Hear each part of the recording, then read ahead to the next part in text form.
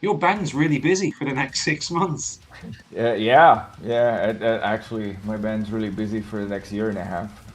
There's a whole bunch of stuff that's not been announced yet. We're working on new records, so we're busy. We'll get to record stuff in a moment. So obviously you got America at the end of Mhm. this year, early next Yeah. year Japan. Then you go and hit Australia, where you do Hmm. 6 dates, including the two Froth and Fury with, and you'll be touring with Archspire. When you've had obviously a band member change last year, how's Kevin fitting in to this mass workload that you guys are doing? Well, Kevin was just a session for the one tour, so he's not actually in the band. For the dates in the US and Australia, Japan, we are actually taking 𝙤𝙤𝙩 along, who did the last, I want to say, 5 shows of the European tour, because Kevin had to play his last shows with 𝙤𝙤𝙤. Yeah. We're taking him along.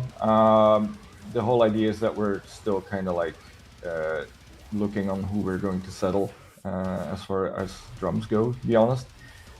We did almost a full run with Kevin, and 𝙤𝙤𝙩 only had 5 shows, so we figured we give him a bit more and see how that feels, and then go from there. But I know 𝙤𝙤𝙩 pretty well. He's also in my other band, Coffin Feeder, so I'm used to playing together with him. I mean, musically, talking about that, I mean, musically, I mean, over the course of your career with Aborted, you've gone from kind of a death grind groovy to very technical as the years have gone by. Like, is that was that something you imagined at the beginning but you couldn't do, or is it that just been a natural progression? I think it's just been a natural progression, really. I mean, when we started the band, it was a very different time too, because there wasn't all that much technical music, or technical music was very different. I mean, if you go back to the '90s, technical music was death. I mean, death is in no terms technical these days. If you compare to the stuff that's out there, like Archspire, for example.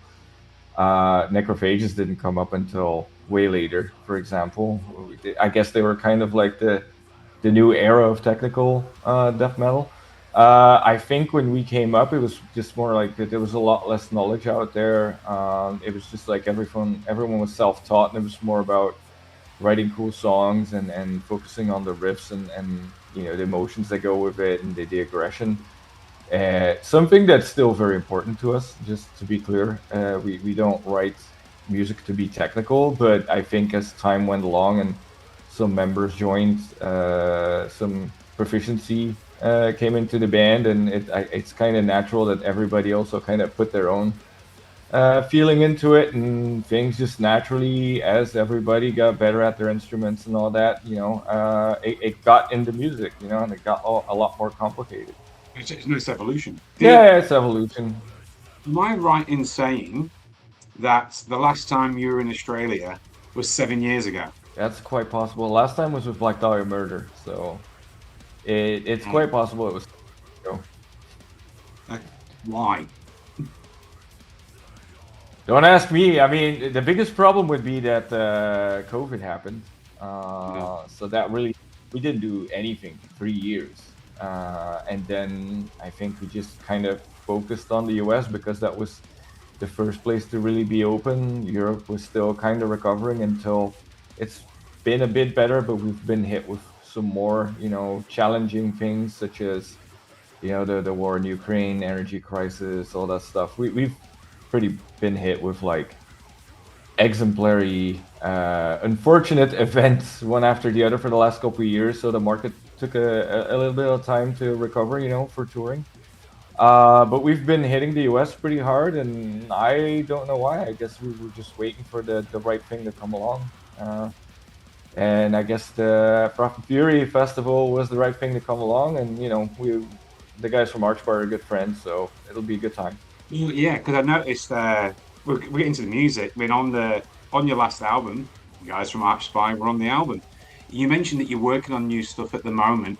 When can we um, when will we start to get the sounds from that? Will we have anything by Froth and Fury? No, no. So we're looking at recording in the summer, and I believe the first singles will drop in the fall of next year. for an Okay, album so to be out in 27, I guess. that makes sense. Be it over a year, yeah.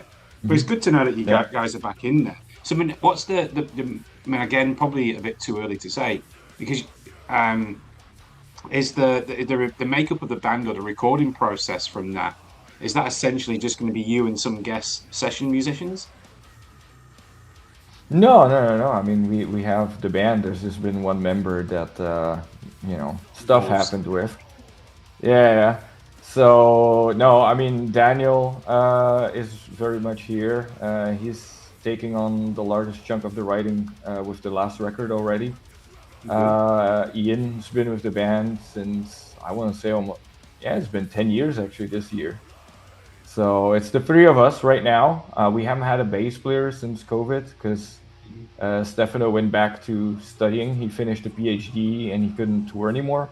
So after that, he started working at university, and touring was not really an option anymore. So he chose to focus on a career in academics, which obviously we respect fully. We're still very good friends. We talk a lot, and he was a very integral part of the band. So we haven't really replaced him because we haven't felt the need to.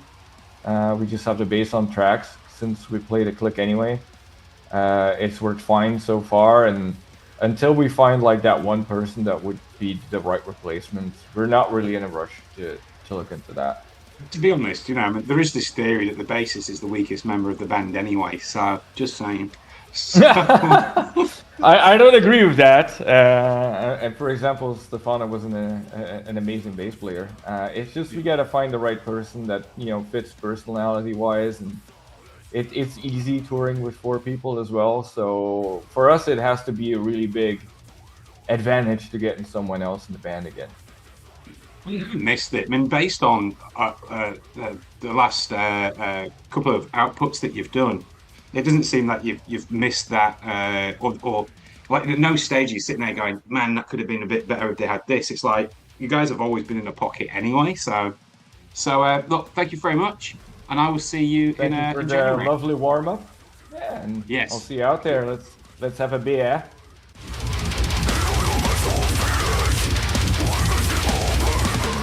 Don't be a shit cunt. Be a good cunt. Show up.